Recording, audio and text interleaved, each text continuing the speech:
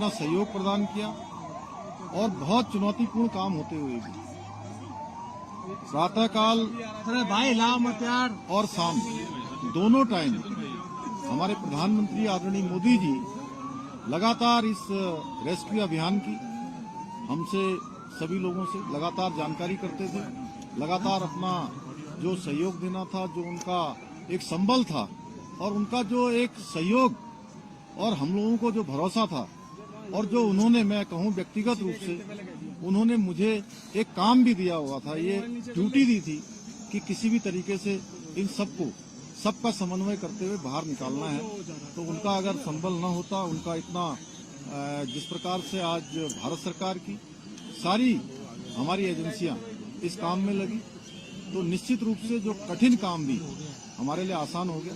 मैं उनका भी धन्यवाद करता हूं कि और अभी भी उन्होंने, जैसे ही हमारे सभी श्रमिक भाई बाहर आए, उनका अभी दूरभाष पर फोन आया था और उन्होंने कहा कि सभी को मेडिकल उनका चेकअप ठीक से करना है, उनके परिजनों की सबकी कुशल क्षेम जानी, उनकी चिंता करनी है, उनके घरों तक ले जाने की उनकी व्यवस्था करनी है।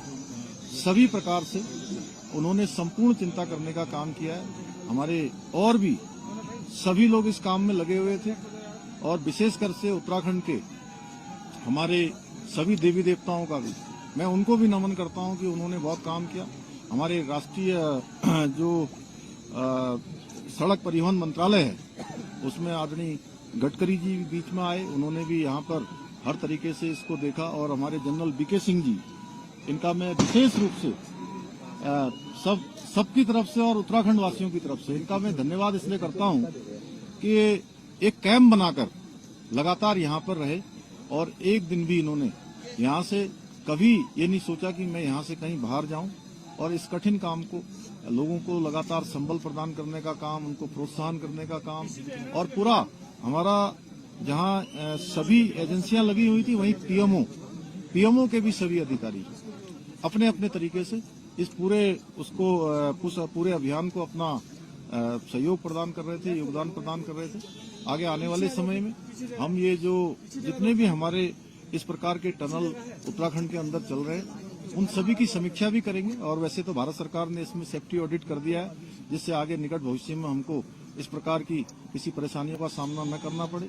मैं सभी श्रमिक भाइयों को उनके उज्जवल भविष्य के लिए, उज्जवल जीवन के लिए मैं उनको सबको शुभकामनाएं देता हूं, उनके परिजनों को भी उनको भी शुभकामनाएं देता हूं।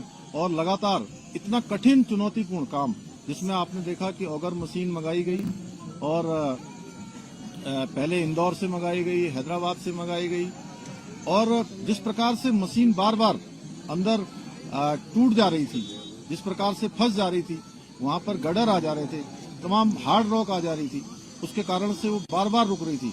लेकिन जो हमारे दिल्ली जल बोर्ड के और गोरखपुर से जो नीचे जाकर मैनुअल माइनिंग करने वाले थे, उन सभी का भी मैं अपनी ओर से धन्यवाद भी करता हूं, उनका मैं अभिनंदन करना चाहता हूं। मैं सभी से एक से अभी मिला हूं और उन मजदूर भाइयों से भी मिला हूं जो बाहर निकल कर आए हैं। सभी लोगों ने कहा कि हमको हर संभव, कभी अंदर किसी प्रकार की परेशानी नहीं हुई। निश्चित रूप से ये हम लोगों के लिए एक बहुत सुकून वाली बात है कि इतना बड़ा एक आपदा आने के बाद भी सारे लोग जो है सकुशल बाहर निकल पाए।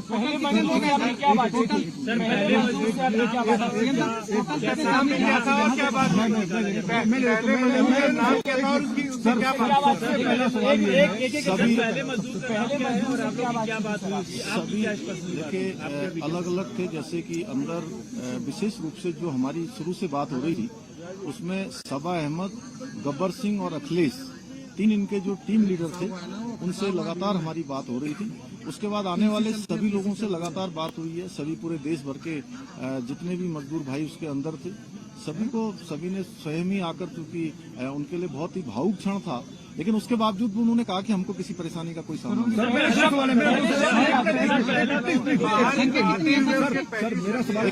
उनको मैं बता रहा हूँ, उनको उन्होंने ये कहा कि मैंने कहा आप लोगों को अंदर किसी प्रकार की कुछ चिंता तो नहीं हो रही थी। उन्होंने कहा नहीं, शुरू के दिनों में जरूर हमको चिंता हुई, लेकिन उसके बाद से जब आपसे बात हो गई, अन्य सभी लोगों से लगातार कम्युनिकेशन होने लगा, तो हमको पूरा भरोसा हो गया था कि आप लोग हमारी चिंता कर रहे हैं और हम अंदर नहीं रहेंगे, हम बाहर निकलेंगे। एक मिनट सर, सवाल ये है कि क्या आप जो रेस्क्यू के करने गए हैं,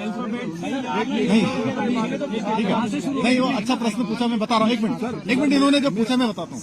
देखिए ऐसा है, नहीं, अरे पहले अरे इन्होंने जो पूछा मैं बता रहा हूँ। देखिए ऐसा है, ये सब लोगों ने बैठ के तय किया था कि जो सबसे छोटे होंगे उनको सबसे पहले निकाला जाएगा और जो टीम लीडर है वो 5 लोग वो सबसे अंत में निकले। तो ये हाँ, एज में और जो भी क्राइटेरिया बनाया गया था सर सबको निकाल लिया गया है, सबको नहीं। जिस दिन देखिए ये 16 तारीख को जिस दिन ये अभियान तेजी से चल रहा था और लगभग 24 मीटर के आसपास पहुंच गया था, अचानक वाइब्रेशन तेज होने लगा और मशीन भी अंदर जाकर फंस गई। वो मोमेंट बहुत ही कठिन था और चूंकि उस दिन मैं एक कार्यक्रम के बाद मैं जैसे ही भोजन करने को जाने वाला था 3-3:30 बजे और मुझे जैसे सूचना मिली तो वो मुझे एकदम से बहुत बड़ा मुझे एक झटका जैसा लगा। लेकिन मेरा ईश्वर पर और बाबा बौखनाथ पर पूरा भरोसा था कि वो निश्चित रूप से सबका जीवन बचाएंगे, सबको सुरक्षित बाहर निकालेंगे और उनका आशीर्वाद और उनको पूछने दो। आगे की प्रक्रिया क्या होगी? देखिए अभी उनको अस्पताल भेजा जाएगा, 24 घंटे के ऑब्जर्वेशन में रखा जाएगा और उनको घर भेजा जाएगा। देखिए ऐसा है कि अभी वो सारे के सारे एक लंबी चूंकि हवा पानी और एक अलग वातावरण से बाहर आए हैं, तो अभी जो डॉक्टरों की सलाह होगी उसके आधार पर ही हम लोग काम करेंगे। उसके आधार पर उसके बाद उनको घर भेजना होगा या जो भी करना होगा, पहले मेडिकल सुपरविजन में उनको रखा जाएगा, उनकी मॉनिटरिंग की जाएगी, उसके बाद आगे की कोई क्रिटिकल नहीं, कोई नहीं, सारे सामान। एक मिनट इनको पूछने दो, उसके बाद आपके पास आ रहे। सर वर्कफोर्स कितना था, कितने लोगों को लगाया हुआ था, खासतौर पर अगर ऑपरेशन कितना बड़ा इन टर्म्स ऑफ नंबर? देखिए अब ये नंबर तो मैं आपको देख के बता दूंगा, लेकिन इसमें जिन जिन लोगों की भी आवश्यकता पड़ी और देश के अंदर और विदेशों में भी जो टेक्नोलॉजी और जो विशेषज्ञ इसके थे, हमने सभी से कंसल्ट किया था और जो सबसे अच्छा रेस्क्यू हो सकता था उस तरफ हम लोग बढ़े। हालांकि कठिनाई आई। जी सर, तो वो अभी एस्टिमेट लगाना मुश्किल है, वो आपको बता देंगे अलग से। और जितने भी लोग लगे यहाँ पे कौन थे? आप थे, आपका हो गया।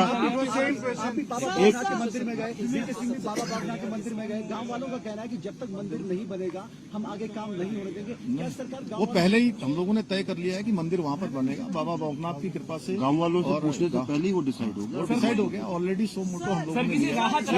एक मिनट बाबा, एक मिनट। इस पूरी कड़ी में रैट माइनर्स की भूमिका कितनी अहम थी, वो अंतिम पड़ाव में आए और पूरा ये आपने शायद मैंने जो सबसे पहले बीच में बोला था, आपने शायद उसको ध्यान नहीं दिया। वो उनकी बहुत बड़ी भूमिका थी। दिल्ली जल बोर्ड से भी आए थे, गोरखपुर से भी आए हुए थे। उन लोगों ने मैनुअली जाकर जो काम किया वो बहुत निर्णायक इस पूरे अभियान को निर्णय तक पहुंचाने का काम उन्होंने भी किया है। सर मजदूरों के लिए किसी राहत राशि का ऐलान किया गया, कोई समर्थन राशि उनके लिए? नहीं, सभी समर्थन राशि, राहत राशि। प्रधानमंत्री जी ने ट्वीट किया है, फर्स्ट डे से लास्ट दिन तक वो चुनावी व्यवस्था के बावजूद इस पर मॉनिटरिंग करते रहे। उनकी संवेदनाएं पूरे देश ने देखी है, क्या कहेंगे? मैंने आपको वो शुरुआत में ही कहा था कि माननीय प्रधानमंत्री जी का अगर इतना विशेष इस पर अभियान पर ध्यान नहीं होता, विशेष उनका जोर नहीं होता, तो इतना कठिन चुनौतीपूर्ण अभियान इस तरीके से पूर्ण करना आसान नहीं होता। और उन्होंने और अभी भी उनका कितना ध्यान है कि प्रातःकाल जब वो चुनाव अभियान में निकलते होंगे, प्रत्येक दिन जानकारी लेते थे और किस प्रकार से रेस्क्यू अभियान को चलाना है उस प्रकार से करते थे। एक तरह से मैं उत्तराखंड का मुख्य सेवक हूँ, मुझे उन्होंने एक काम दिया हुआ था कि किसी भी तरीके से इस काम को सफलता की ओर ले जाना है। एक minute somebody else is there। हाँ, कोई और है? आपने कब ठाना कि मुझे यहाँ कैंप करना पड़ेगा और आपने लगातार कैंप किया? नहीं, मैं दीपावली के अगले दिन यहाँ आया था और उस दिन के बाद फिर मैं लगातार यहाँ आता रहा और एक समय ऐसा आया कि अभियान हमारा बहुत तेजी से आगे बढ़ रहा था, फिर बीच में रुका। जब बीच में अभियान रुका तो उसके बाद मैंने तय किया कि जब तक ये अभियान पूरा नहीं होगा मैं सारा कामकाज यहीं पर रुककर करूंगा, कामकाज भी करूंगा और इस अभियान को भी पूरी तरह से देखूंगा। एक मिनट नहीं, राहत राशि के लिए देखिए, राहत राशि के लिए हमने अभी सभी श्रमिक भाइयों के लिए अपने उत्तराखंड राज्य की तरफ से 1-1 लाख रुपए की जो है व्यवस्था की है। 1-1 लाख रुपए की जो है कल हम उनको सभी को चेक सौंपेंगे और भी जो सहायता होगी वो करेंगे। और NHI DCL जिसमें वो सभी लोग काम करते हैं उनसे भी हम अनुरोध करेंगे कि उस हमारे इन श्रमिक भाइयों को जो 41 हैं उनको जो है कुछ दिनों के लिए 15 दिन 20 दिन या 1 महीने के लिए सवेतन उनको जो है उनके घर जाने के लिए और रहने की जो है अनुमति देंगे। धन्यवाद सर। कितने घंटे की एक मिनट इनको पूछ लेने दे भाई। Sir may be in terms of the cost जो भी लगी या वर्कर्स और दूसरा क्या एयरलिफ्ट करने की बात आ रही है, नॉट फॉर मेडिकल बट घर जाने के लिए।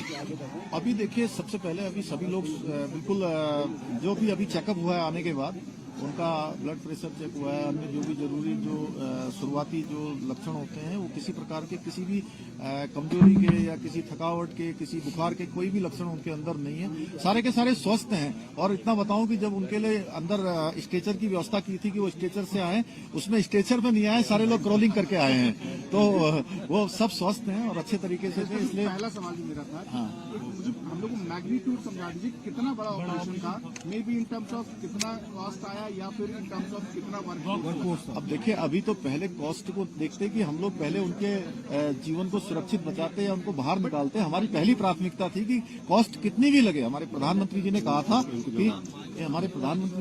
था कि किसी भी कीमत पर सबको सुरक्षित बाहर निकालना, ये हमारी प्राथमिकता थी। धन्यवाद।